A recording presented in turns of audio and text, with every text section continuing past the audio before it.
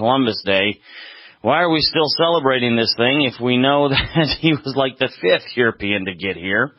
And to talk about that, we have Dr. Mike Evans. Now, Dr. Mike Evans is a internationally respected author and journalist. He's got over 25 million copies of his books in print. He's a multiple-time New York Times bestseller. He's responsible for arranging cable networks only and first interview with Iran's President Mahmoud Ahmadinejad.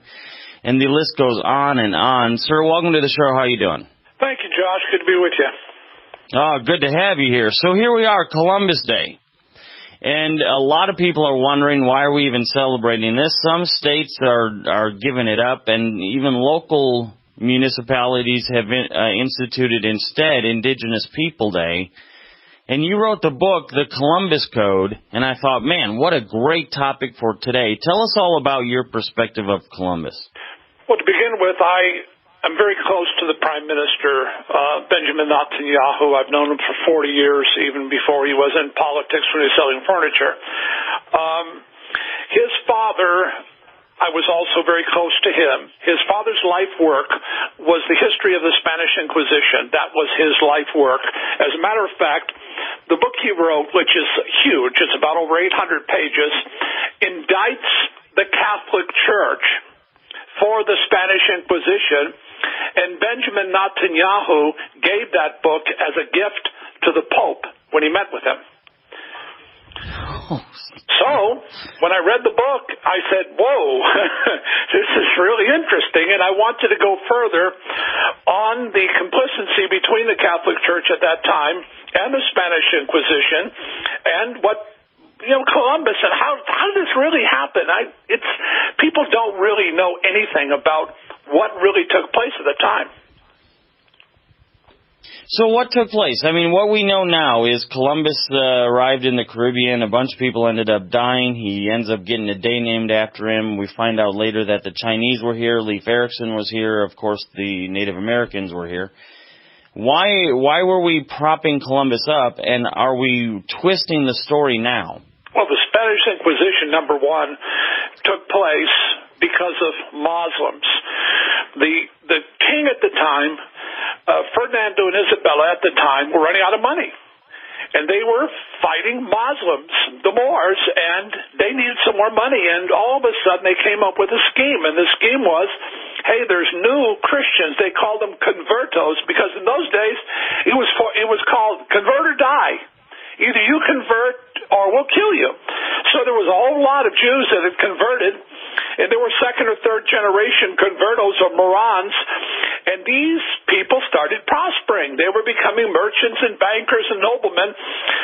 So Isabella and Fernando went to the church and said, hey, we don't think these guys are really Christians. We think they're really pretend Christians, and they're really practicing Jews.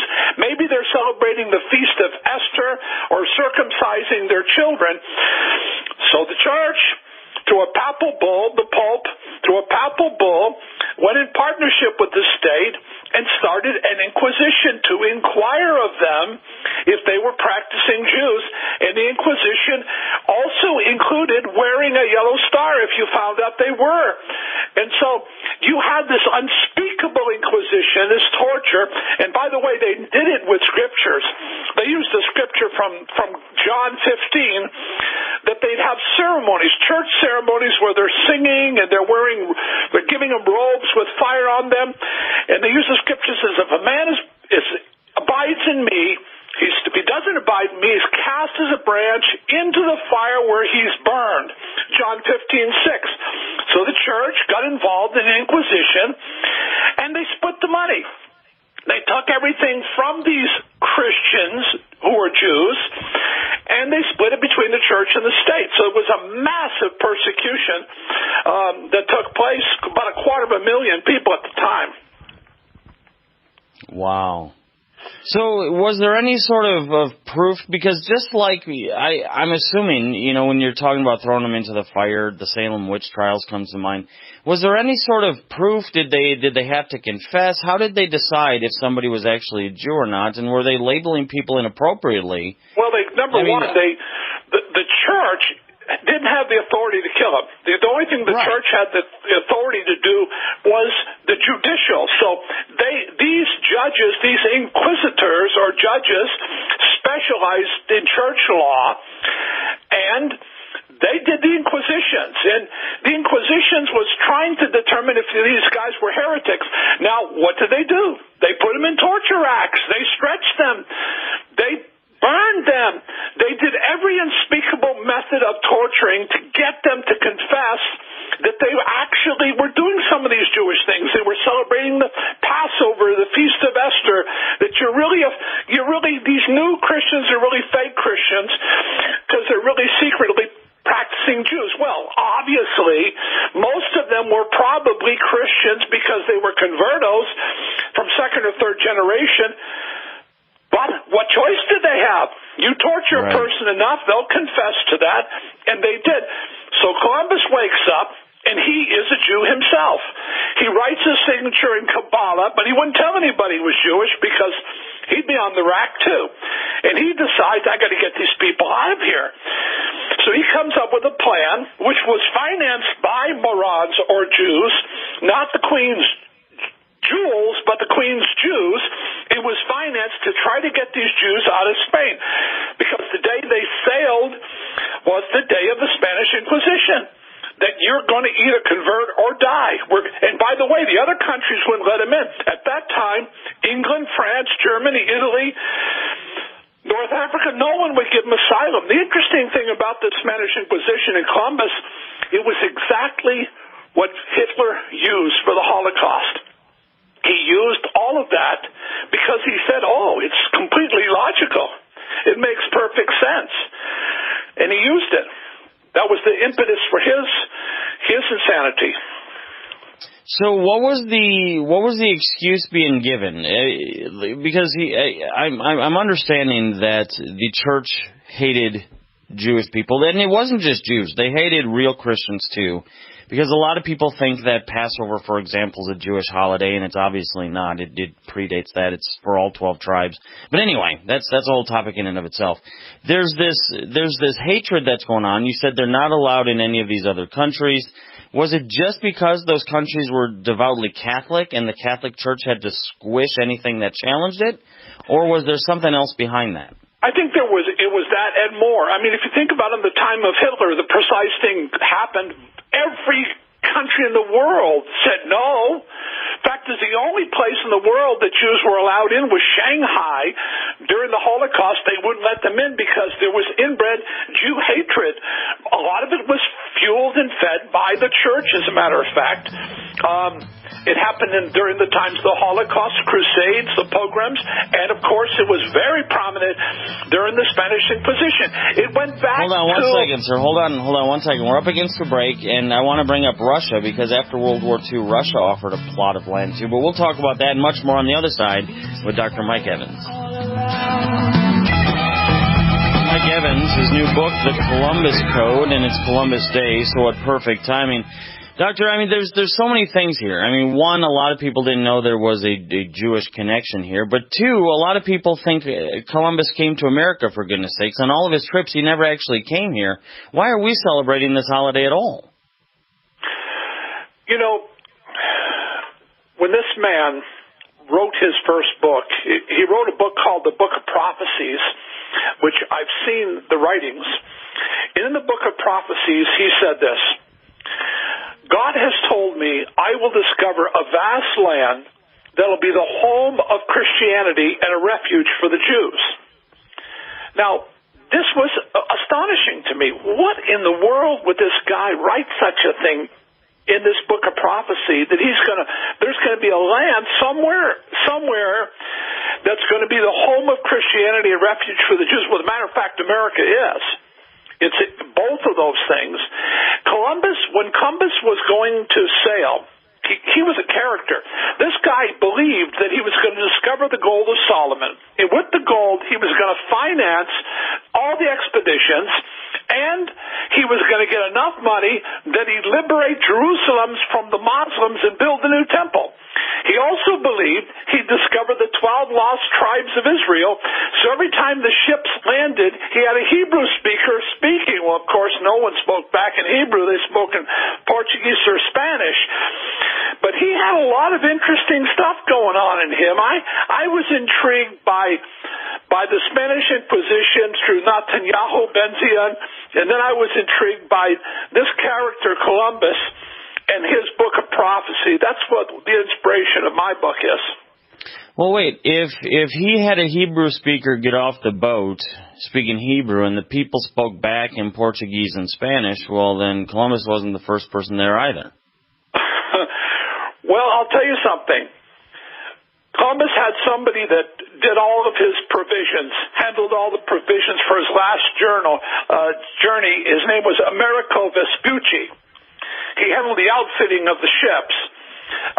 They were very, very close friends. As a matter of fact, Columbus wrote him, he said, I feel persuaded by many and wonderful manifestations of divine providence in my especially favor that I am chosen instrument of God in bringing to pass a great event. And then he ends it with this, no less than the conversion of millions who are existing in darkness, in paganism. He was a very committed Christian, and yet he was a Jew. When he died, he gave everything to the Jews. He gave 1/10 of his wealth to the poor, and then he gave to poor Jews in Lisbon, and even designated money for the Holy Land, the Bible land. Nobody understands what was going on with the Muslims at the time. And the hatred, it was a very confusing situation when you think about it, but it's not so much today, because if you think about what's going on in Iraq, I mean, I'm a Middle East analyst, you think of what's going on in Syria, they've wiped out Christians. They've wiped them out. For what reason? For the same reason, many similar, ISIS very similar as the Spanish Inquisition. Their hatred of these Christians, they've wiped them up. They've massacred masses of Christians. Well, they're going after Christians then, but they were the new Christians, not the old ones. So how do you make peace with the fact that, okay, so Columbus leaves Europe because of the Spanish Inquisition. Obviously, he goes back a number of times, and he's cool with that, and he comes back to the new land that he discovered, evidently. But at the same time, 250,000 Haitians were killed by this guy. So was he not doing the very thing he was trying to run away from? And even in his own journal, 1500, I don't think Columbus he wrote. Was a saint. He went back, by the way, from Jamaica in chains. Well, I would too. For goodness sakes, in his own journal, he said that if you're looking for girls, we can get them from 9 to 10 years old, and they're in high demand. He was growing them as sex slaves on farms. And anybody who was 14 years or older who didn't produce a thimble worth of gold every 3 months, he killed them. So to say he's not a saint would be obvious, I would say. Well, but how do you welcome to America? We listen. I'm from a Jewish background. My mother was an Orthodox Jew. Her grandfather was a rabbi. 2,000 Jews were pushed into the synagogue that he had, and they were burnt alive. And as people screamed, Christ killer.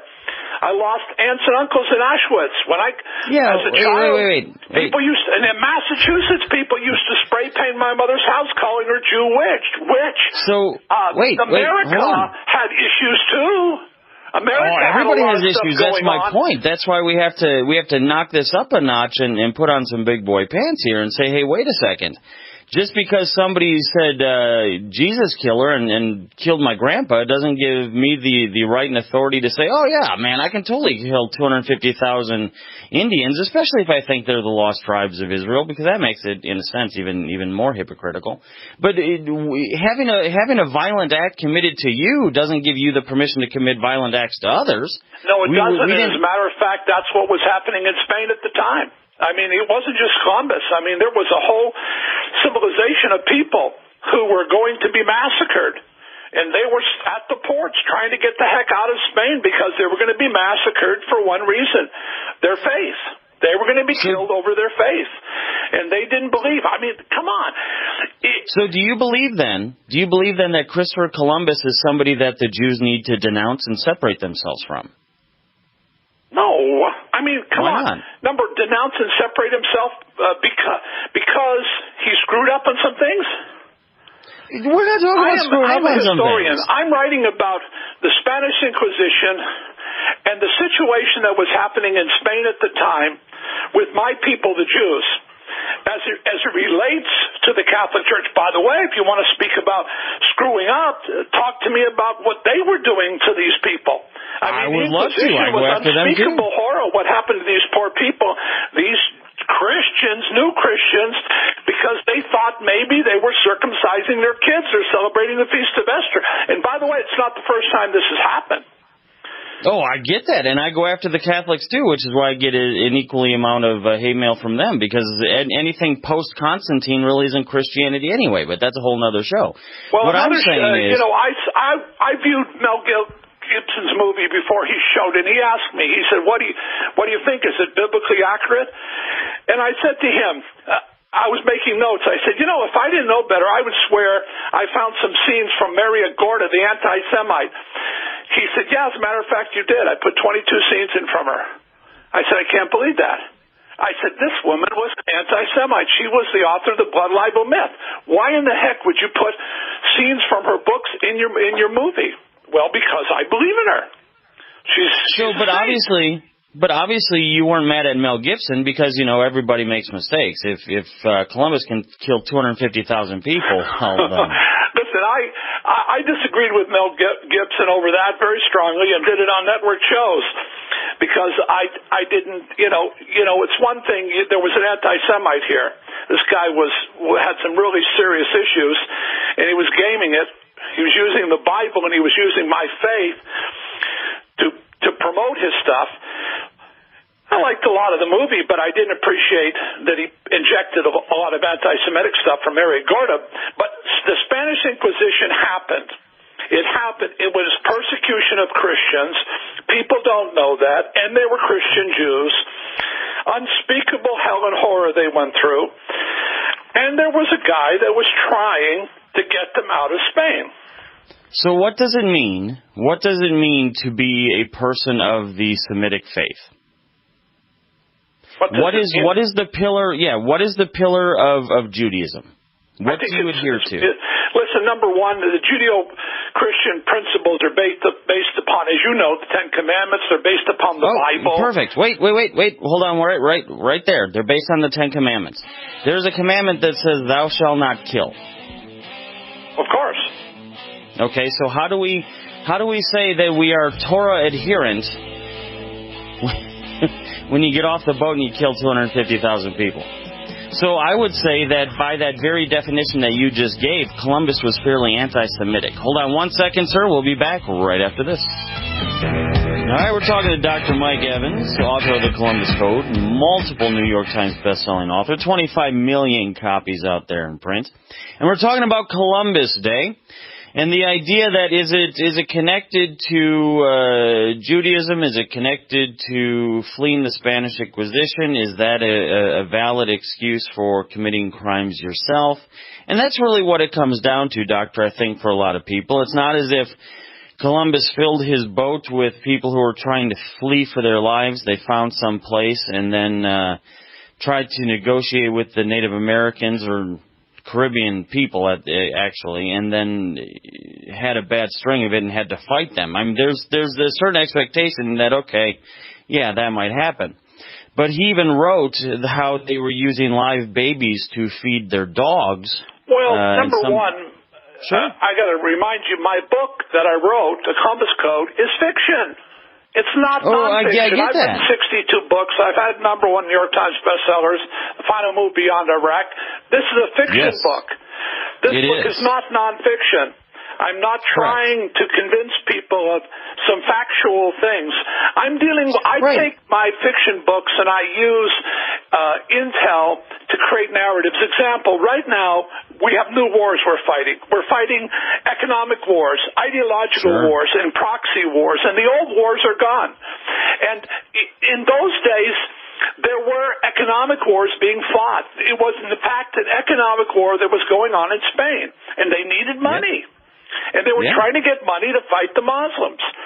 And they got it. They got it from the convertos, the Morons, the new Christians, and that's how they were able to use the funds that they had to fight the Muslims at that particular time.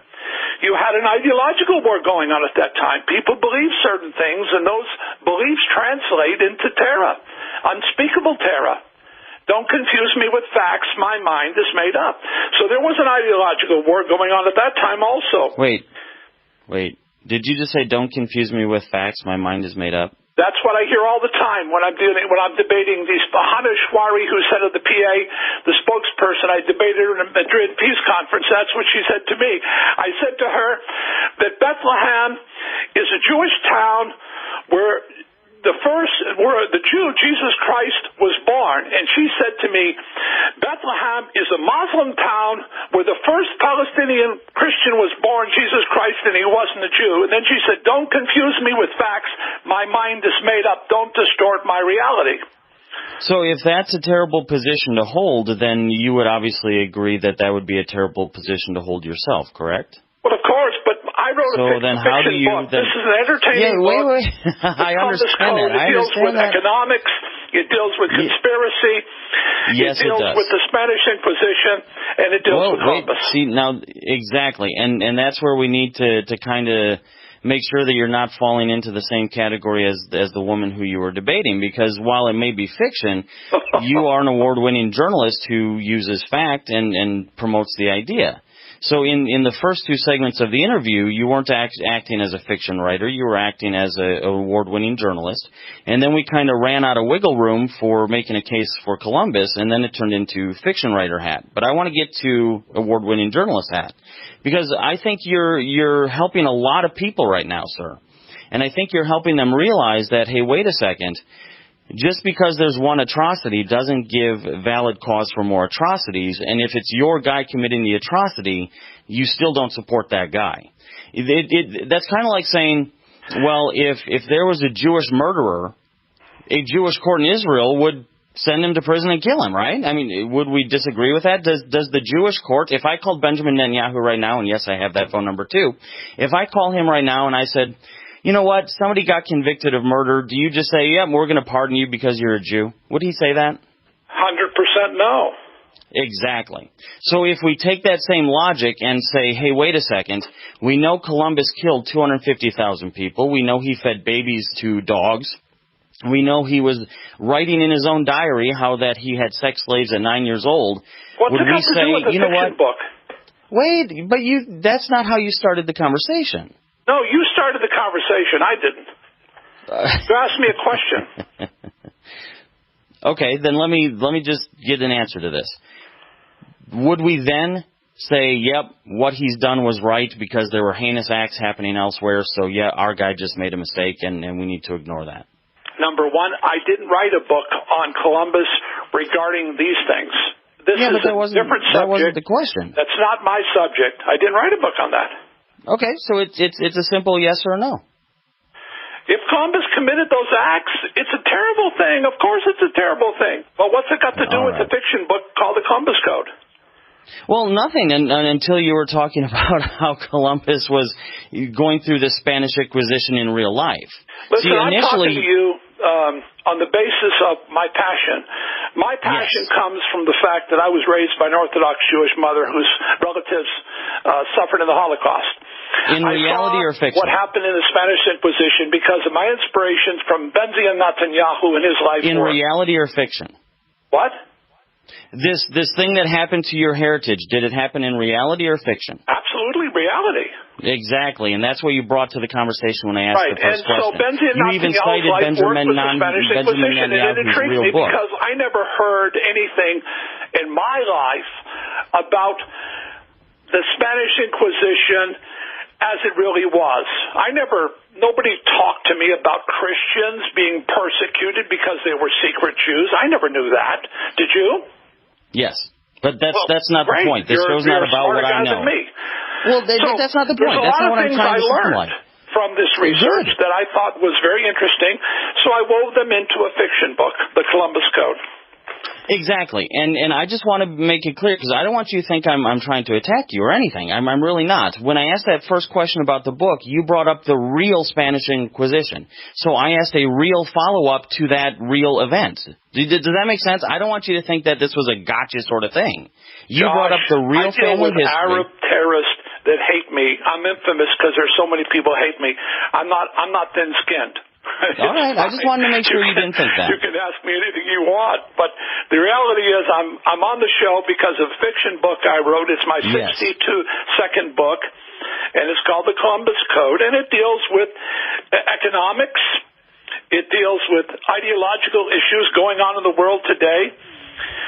It deals with history, and it deals with the Spanish Inquisition. And it deals with my main character, Tom Winters, is obsessed with his genealogy because he's told that he's a descendant of, he's a Jew, and he goes back to the Columbuses. And so that's the connection between Columbus and the fiction book. There you go. So, how did this? Is this fiction book going to be part of a series? Because I would think, from a fiction standpoint, there's a lot of good directions you could take this. Well, it depends upon how it breaks out. As I said, I've written 62 books. I set it up for a series. I'll tell you why I got started on this is I started researching my own genealogy because of my mom and what she told me. And I went to Belarus. I visited the spot where her grandfather was burnt to death and the 2,000 Jews in the synagogue. And I started researching all that because I never researched it very much, and out of it I thought, this is very interesting. I'd like to write a book about a character who's researching his genealogy, and then I'd like to weave in a lot of things that are going on in the world today, everything from economics to Jerusalem. I mean, there was a lot of nutty stuff that Columbus believed. I mean, he believed the world was going to end in 152 years. He believed he was going to discover the gold of Solomon, and he was going to liberate Jerusalem from the Muslims and rebuild the temple, to discover the 12 lost tribes. A lot of crazy stuff that he believed. But I was intrigued by the Spanish Inquisition, not so much by Columbus, but by Benzion Netanyahu and his life work, and I wanted to write a fiction book on it.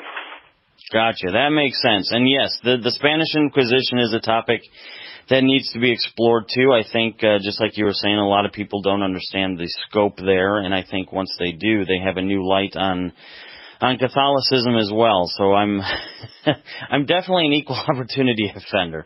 Doctor, thank you so much for the book. Where's the best place to get it? Is there one site over another, or one store over another? No, it's I just passed the 32 million number of book sales globally, so I'm sure the book is everywhere. There's people. I got someone this morning went to Starbucks.